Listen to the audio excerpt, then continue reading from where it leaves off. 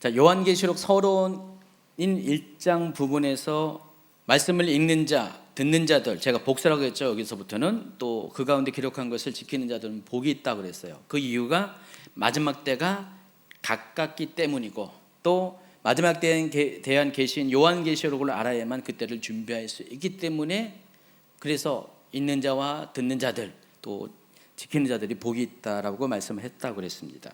요한과 마찬가지로 마지막 때에 대한 계시를 받은 사람이 또 있어요. 구약에 다니엘이라고 있죠. 다니엘도 똑같이 마지막 때에 대한 계시를 받았어요. 다니엘서 7장부터 쭉 보면은요, 정말로 마지막 때에 대한 이야기가 아주 명확해요. 이미 여러분 저랑 같이 다니엘서 공부했기 때문에 다 기억하고 계실 것입니다.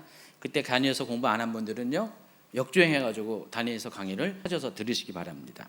다니엘에게는 받은 예언의 말씀을 마지막 때까지 봉함하라 그랬어요. 절대로 열지 못하게 하라고 했어요. 숨겨두라 그랬습니다. 왜 그럴까요? 아직 마지막 때가 아니기 때문에. 만약에 다니엘이 그것을 다 봉함하지 않고 사람들에게 다 마지막 때에 대한 이야기를 다 얘기했으면 어떻게 될까요? 굉장히 사람들이 혼란에 빠지고요.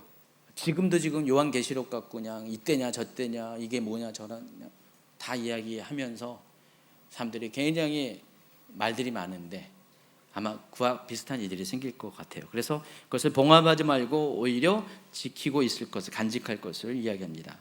그때는 아직 마지막 때가 아니었기 때문에 그래요. 그렇지만 예수님은 어떻게 요한에게 마지막 때에 대한 이야기를 더 적극적으로 알릴 것을 명령을 하고 있습니다. 임봉하지 말라고 했습니다. 왜냐하면 이 마지막 때에 대한 이야기는 바로 마지막 때를 위해서 준비된 말씀이기 때문에 더 알아야 돼요. 사람들이 적극적으로 알아야 돼요. 왜 요즘 들어서 엔타임에 관한 이야기들이 많아졌을까? 왜 많은 사람들이 엔타임 강의를 할까? 불과 1, 20년 전에도 소수의 사람들만 말하고 소수의 사람들만 들었는데 엔타임 강의가 왜 보편적인 강의가 되었을까? 왜 그럴까요? 이것 자체가 지금 마지막 때가 가까이 오고 있다는 것을 증거하고 있는 것입니다. 마지막 때가 가까이 왔으니까 말씀 그대로 마지막 때에 대한 메시지는 많이 강단에서 흘러나와야 되고 또 사람들이 들어야 된다는 것입니다. 제가 10년 전에 엔타임 강의할 때는 사람들이 이렇게 많이 안 왔었어요. 안 왔는데 사람들이 점점 관심을 갖다 보니까 이제 마지막 때에 대한 이야기들을 관심을 갖고 강의로 들을 수도 있지만 일부러 찾아와서 듣게 되잖아요.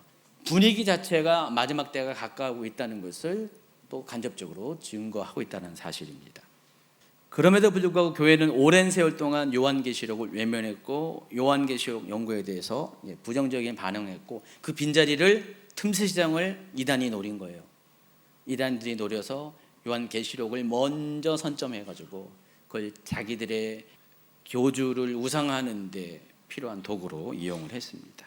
성도들은 마지막 때에 대한 메시지를 듣지 못했고요. 그래서 지금 뒤늦게나마 이 요한계시록을 이야기하니까 어떻게 해요?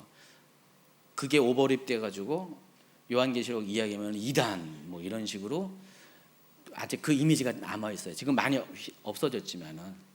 그래서 이제는 모든 성도들이 적극적으로 요한계시록을 읽고 듣고 지켜야 됩니다.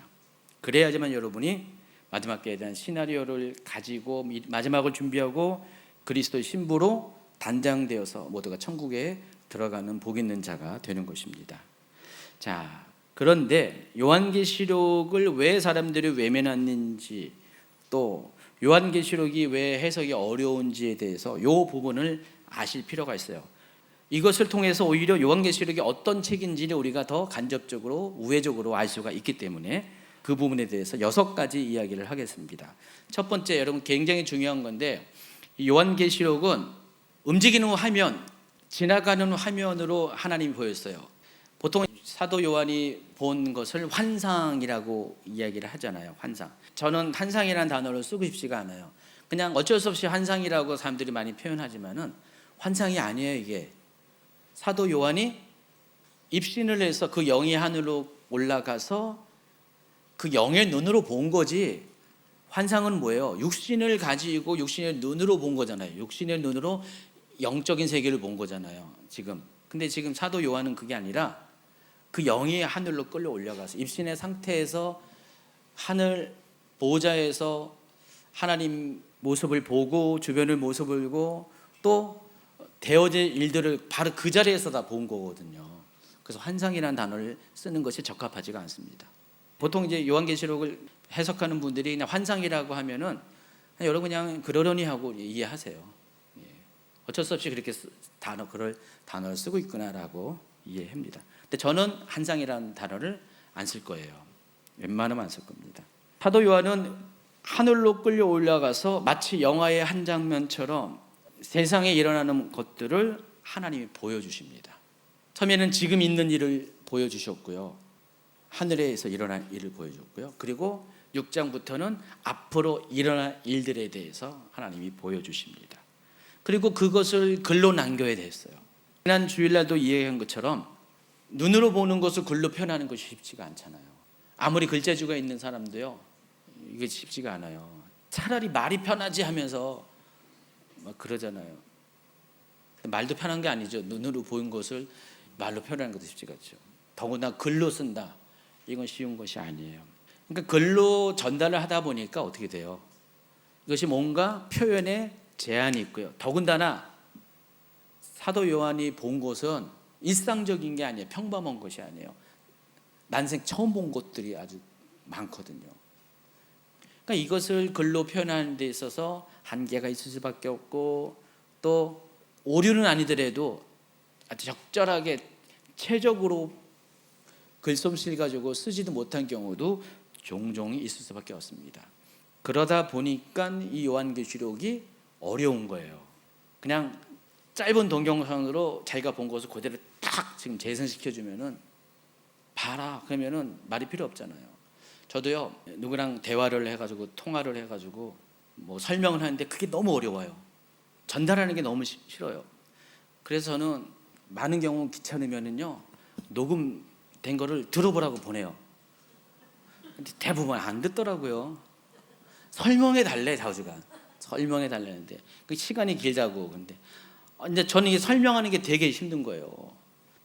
희한하게 들으면 다 까먹어. 저는 장단점이 있는데 최 목사님은 너무 잘 기억하는데 저는 들으면 잘 까먹어요. 그래서 자동 기능이잖아요, 폰에. 그래서 그거를 제가 일부러 설정 안 해도 자동으로 녹음이 되니까, 그래서 그냥 귀찮으면 다 이거 그냥 녹음된 거 갖고 들어보라고 막 해요. 그만큼 글로 표현하는 것이 상당히 어렵고 부정확하고요, 힘들다는 사실을 알 수가 있습니다. 그래서 요한계시록을 이해하는 게 굉장히 어렵다는 것입니다. 두 번째가, 요한계시록의 거의 대부분의 이야기들은 6장부터는 미래에 일어날 일들을 기록한 거예요. 지금 있는 일이 아니라 앞으로 장차 있을 일에 대한 기록입니다. 또 상당 부분은 장차 있을 거니까 아직 요한이 경험하지 못한 일들이 많이 있잖아요. 그런 상태에서 그냥 이것을 보여주니까 이해하기가 참으로 어려운 거예요. 사도 요한이 먼저 이해를 하고 이것을 기록하면 좋은데 사도 요한도 이해가 안 되는 것들이 너무 많아요. 그래서 그냥 보여지는 내용 그대로 가장 근접한 언어를 가지고, 표현을 가지고 기록을 한 겁니다. 그리고 그때는 그게 뭔지를 몰랐어요.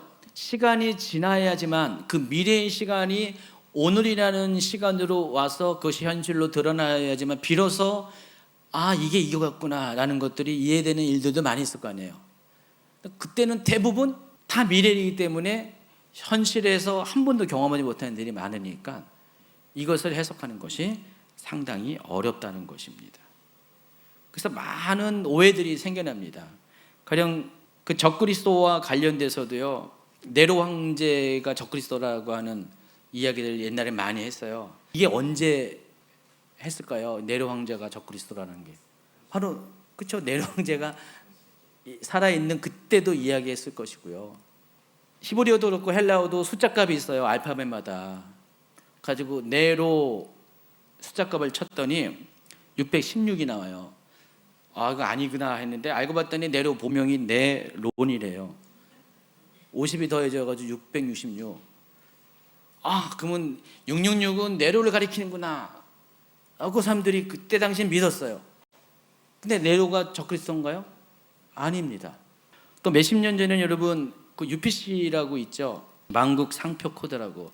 지금도 UPC 사용하잖아요. 여러분 매장에서 물건 살 때 바코드 딱 스캔하면은 상품값이 딱 인식돼가지고 지불되는 거. 여기 보면은 그림에 있는 것처럼 앞에 중간 뒤에 요 숫자 여기 있잖아요. 요게 666이라는 거예요. 그래서 몇십 년 전만 해도요 사람들이 이게 666이다 요게 나올 때 많이 이것 때문에 그때 당시에 서 무슨 목사님이 이걸 굉장히 많이 강조했었어요. 그때 소수의 그런 마지막 때 요한계시록 이야기에 좀 강의하는 목사님 중에 한 분이 이거 바코드가 666이다. 그러니까 지금이 마지막 때라는 거죠. 짐승의 시대가 돌아왔다. 벌써 꽤 오래된 얘기예요. 1980년대 뭐 이 정도 얘기예요. 근데 지금은 아무도 바코드가 666이라고 말하는 사람이 없어요. 그리고 10년 전에 난리가 났었잖아요. 베리칩 논쟁이 있었잖아요. 제가 베리칩과 관련돼서 4개의 강의를 무려 8시간을 했거든요. 욕 엄청나게 먹었어요. 베리칩이 짐승의 표라고 하는 사람들한테도 욕 먹고, 베리칩이 짐승의 표가 아니라고 하는 사람한테도 욕 먹고요.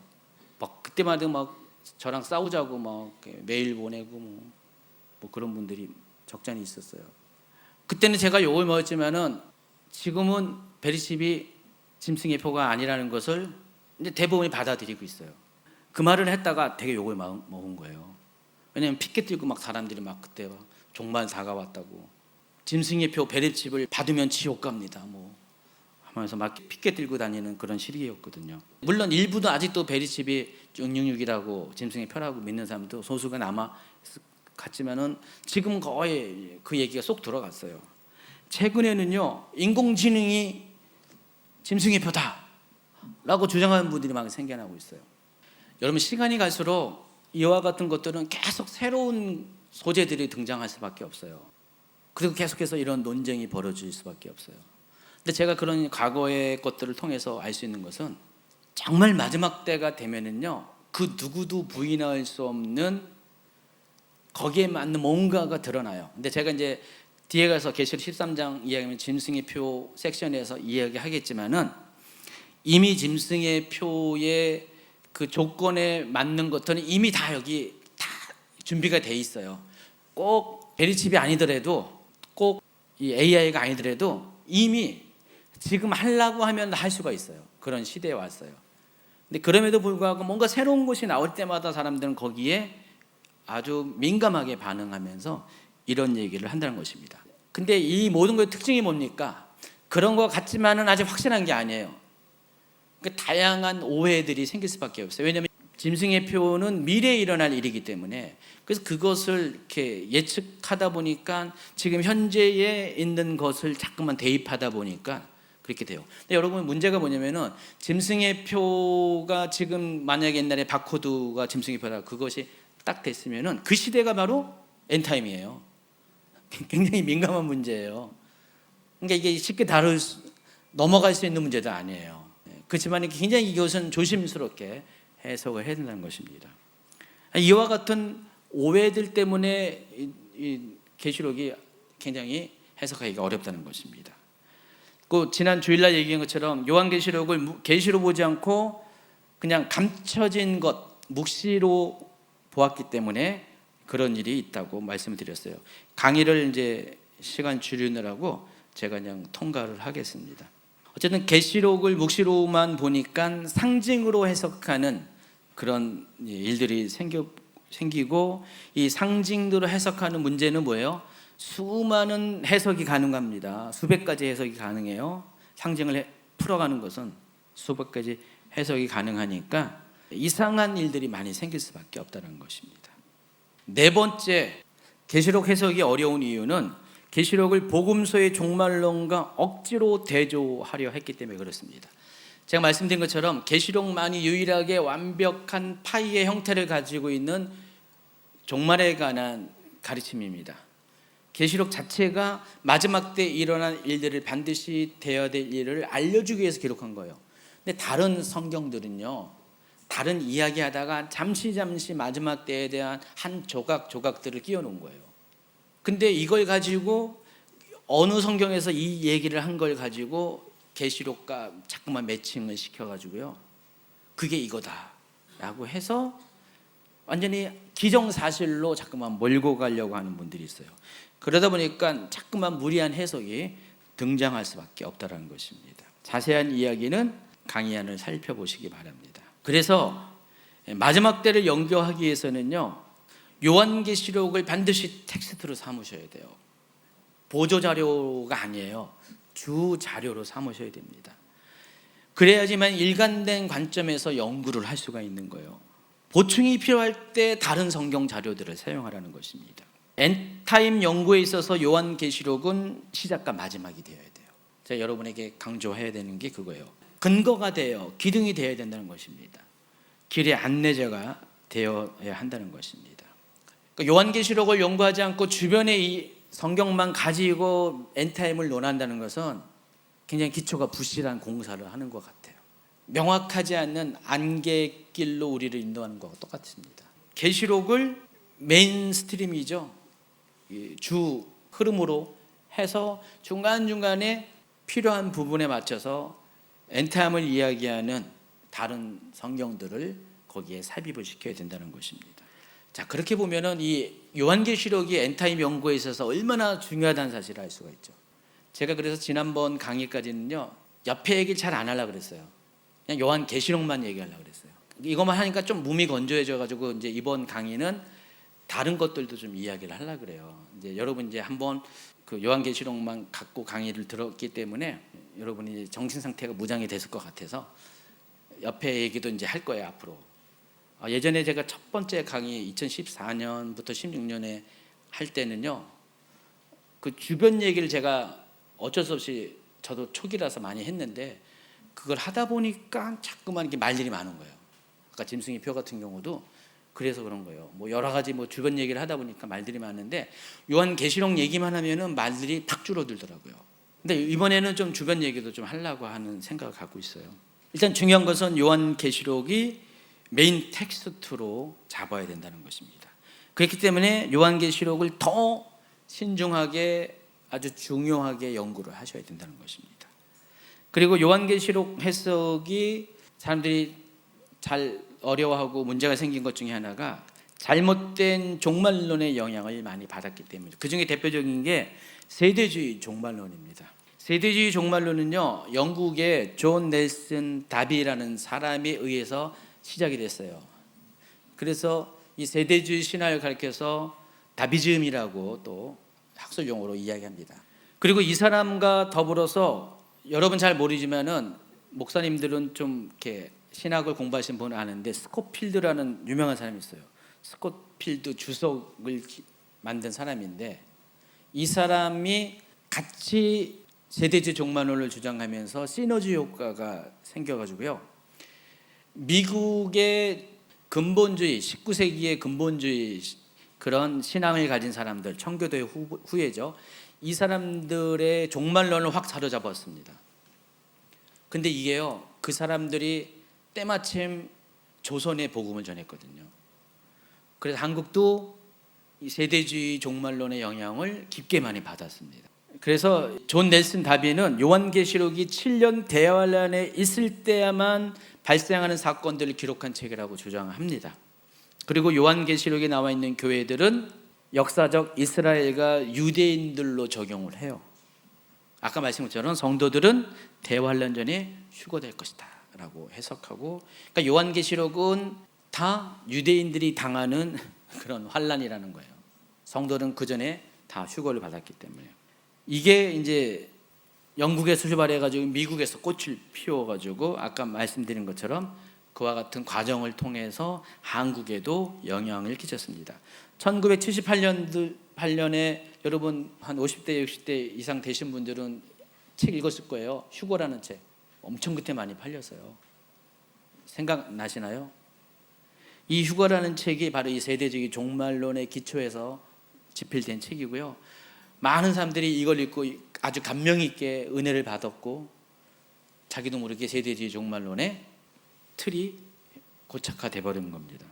종말론에 있어서 가장 중요한 변수가 천년왕국인데 이 천년왕국을 어떻게 해석하냐에 따라서 종말론이 다 다릅니다. 대표적인 게 세 개예요. 무천년설, 전천년설, 후천년설입니다. 무천년설은 오늘날 장로교의 절반 정도가 이것을 받아들이는데 이 천년의 시간을 문자적으로 해석하지 않고 상징으로 해석합니다. 그래서 이 천년의 기간이 천년 왕국이 예수 그리스도와 함께 성도들이 통치하는 시기다라고 해가지고 예수님이 초림하셨죠? 그때부터 교회가 세상을 통치하고 있다. 이게 천년의 시간이다. 지금이 천년왕국이라는 거예요. 무천년설에 의하면. 근데 요한계시록 20장에 기록된 천년왕국에 관한 내용을 보면은요, 지금 현재 교회가 통치하는 것과는 전혀 거리가 멀거든요. 근데 이것을 상징으로 보니까 그렇게 하는 거예요. 천년왕국이 있기 전에 어떻게 돼요? 적그리스도와 거짓 선지자와 그를 따르는 세상의 그런 열왕들, 민족들은 어떻게 해요? 영원한 불못 심판을 직접 바로 다이렉트로 받게 되죠. 그리고 마귀는 어떻게 돼요? 무정행에 갇히죠. 천년 동안 갇히게 되죠. 마귀의 활동이 없어야 되잖아요. 그렇죠? 근데 지금 마귀가 지금 뭐 하고 있어요? 지금 열심히 일하고 있잖아요. 마귀가. 이것만 받으려도 이건 아닌데, 사실 무천년주의를 주장하는 분들에 의하면은 지금이 바로 천년왕국 시대다라고 이야기하는 겁니다. 전천년설은 천년왕국이 있기 전에 예수 그리스도의 재림이 이루어진다는 의견입니다. 여러분 대부분의 여러분들이 알고 있는 겁니다. 근데 이 전천년설도요, 휴거의 시기와 관련돼서 또 다양하게 또 나눠져요. 환난 전에 휴거가 있다. 환난 후에 휴거가 있다.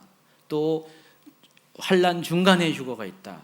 그 중간 휴거설도 딱 절반에 있고 또 어느 뭐 20%, 30%, 70% 이렇게 또 시점이 또 다르고요. 다양해요. 근데 대략적으로 세 가지로 나눌 수가 있어요. 환난 전, 환난 후, 중간 휴거설 이렇게 나눌 수가 있습니다. 무천년설은 요한계시록을 상징으로 해석하죠. 근데 전천년설은 반대로 문자적으로 그냥 있는 그대로 해석을 하는 경향이 있습니다. 그리고 세 번째가 후천년설인데, 후천년설은 천년 왕국 후에 예수님이 재림한다는 의견입니다. 근데 이거는 거의 주장하는 사람이 없어요. 지금 현재 천년왕국과 관련된 종말론의 대표적인 두 흐름은 무천년설과 전천년설입니다. 그리고 전천년설 중에서도 환난 전 휴거설을 믿는 사람이 더 많아요. 자, 그런데 세대주의가 이 중에서 전천년설을 따릅니다. 전천년설 안에 세대주의가 있고, 그 세대주의가 믿는 전천년설은 환난 전 휴거설이에요. 근데 이 세대주의는요, 왜 세대주의냐면은 인류의 시간을 창조부터 마지막 때까지 이르는 이 시간을 7개의 세대로 나눕니다. 여기 있는 것처럼 범죄하기 이전의 시대, 창세기의 에덴 동산에서 있었던 아직 아담이 범죄하기 전에 무죄시대라고 부르고요. 또 아담부터 노아까지를 양심시대, 노아부터 아브람까지는 인간 통치시대, 아브람부터 모세까지는 언약시대, 모세부터 예수님까지는 율법시대, 예수님부터 7년 환란 전까지는 은혜시대, 그리고 장차 도래할 천년왕국이 남아있다는 겁니다. 지금 어느 시기예요? 은혜시대에 우리가 살고 있다는 것입니다. 이런 식으로 시대를 구분을 합니다. 그래서 세대주의라고 이야기하는 겁니다.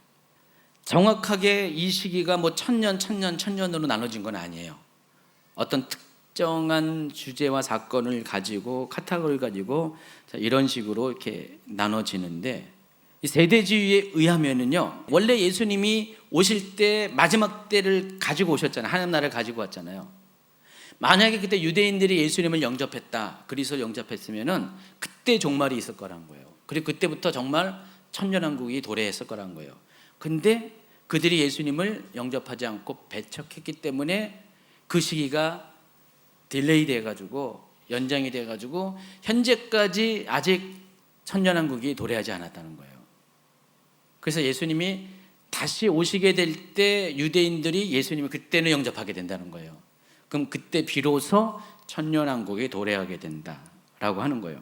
그 가운데 7년 환란 기간은 유대인들이 그와 같이 환란을 통해서 예수님을 그리스도로 영접하기 위해서 준비되는 시간, 단장되는 시간이고, 또 그렇기 때문에 그 시간은 교회하고는 상관이 없다는 거예요. 오직 유대인들에게만 상관이 있고 교회는 그 전에 휴거를 받아야 된다는 것입니다. 그래서 세대주의적 전천년주의의 종말론의 특징은 환란 전 휴거가 일어난다는 것이 아주 명확한 설정이라는 것입니다. 그런데 성경을 연구하면 연구할수록 교회는 환란을 통과한다는 것을 발견하게 됩니다. 그렇게 하신 이유가 아까 설명한 것처럼 하나님은 교회로 하여금 환란을 통과시킴으로써 정결한 신부로 단장시키기 위해서, 한 영혼이라도 더 많은 영혼들이 구원받게 하기 위해서 바로 하나님은 일정 부분의 환란을 허락하신다는 것입니다. 그런데 이 세대주의 전천전설은 교회가 환란을 전혀 받지 않고, 그리고 환란은 유대인에게만 있는 거고 라고 하면서 교회가 그리스도의 신부로 단장될 수 있는 기회를 박탈시킵니다. 자, 그럼 세대주의 전천년주를 믿으면은요, 어떤 구원론이 또 연결될까요? 맞아요. 구원에 대해서 굉장히 쉽게 이야기할 수밖에 없어요. 우리가 구원은 예수 그리스도의 보혈로 구원을 받았죠? 근데 구원은 완성을 향해서 가는 거잖아요. 우리가 이미 구원 받았어요. 이미지만은 아직이 아니라는 거예요. 이해하시겠어요? 구원은 두 가지의 시제로 우리가 이해해야 되는 거예요. 이미 우리는 구원받은 사람인데 아직은 아니에요. 구원은 완성을 향해 나아가는 것입니다. 이와 같은 세대주의 전천년주의를 믿다 보면은 교회는 환란이 오기 전에 다 구원을 받고, 환란은 유대인의 몫이기 때문에 우리는 어떻게 해요? 대충 살아도 되는 거예요. 대충 살게 된다는 겁니다. 그래서 이 세대주의 전천년에는 의도하지 않았지만 이와 같은 함정들이 있고 또 예기치 못한 결과들을 만들어냅니다. 그리고 세대주의 전천년주의는 요한계시록을 문자 그대로 해석을 합니다.